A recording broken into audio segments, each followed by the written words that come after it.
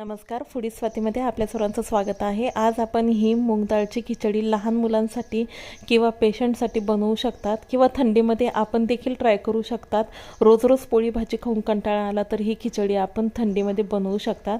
मी इथे व्हेजिटेबल्स माझ्या आवडीनुसार घेतलेले आहे। गाजर, टोमॅटो, बटाटा, कांदा आणि फुलगोबी। पण आपल्याला जर आवडत नसेल तर आपण व्हेजिटेबल्स स्किप करू शकतात।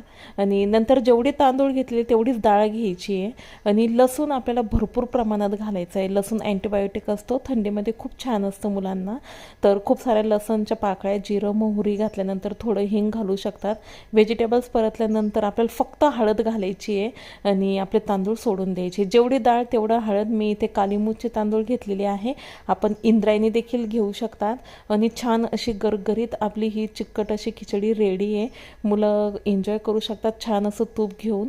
आपल्याला जर रेसिपी आवडली असेल चॅनल सबस्क्राईब करा।